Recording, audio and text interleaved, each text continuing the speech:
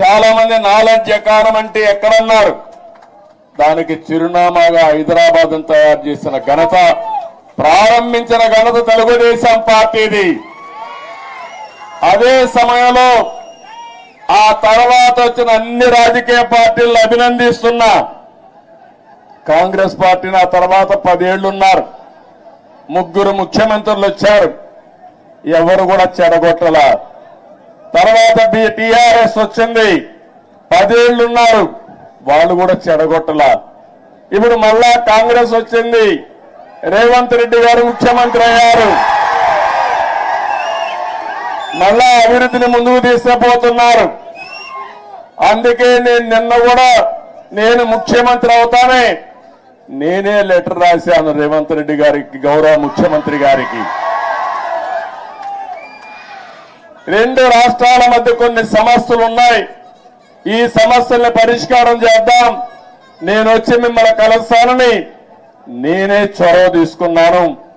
దానికి తెలంగాణ ముఖ్యమంత్రి సానుకూలంగా స్పందించారు.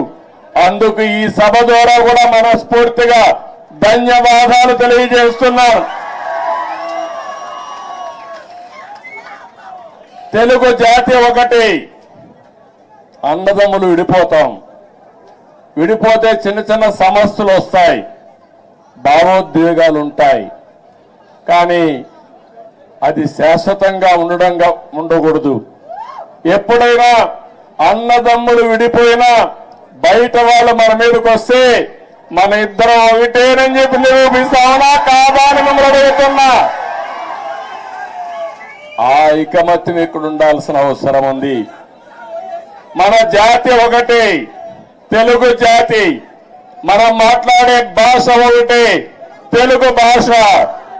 భాషను కాపాడుకోవాలి, జాతి ప్రయోజనాలు పరిరక్షించుకోవాలి, 2 రాష్ట్రాలు కూడా బాగుపడాలి, ముందుకెళ్ళాలి. అదే తెలుగుదేశం పార్టీ ధ్యేయం కూడా, అవునా కాదా మీరే ఆలోచించుకోవాల్సిన అవసరం ఉంది. ఇంకొక పక్కన మీరు ఒకసారి చూస్తే 2 రాష్ట్రాలు విడిపోయిన తర్వాత, అన్నాదమ్ములు విడిపోయిన తర్వాత ఎవరి కుంపటి వాళ్ళదే. కష్టపడితే సుఖపడతారు, ఎక్కువ సంపాదించుకుంటే ఆనందంగా ఉంటారు. అయితే అదే సమయంలో ఏదైనా కలిసి పనిచేస్తే ఒక న్యూ ఎనర్జీ కూడా వస్తుంది. ఇద్దరు ఐకమత్యంగా ఉంటే ఐకమత్యం చాలా బలాన్ని ఇస్తుంది. ఒకప్పుడు 42 మంది ఎంపీలు ఉండే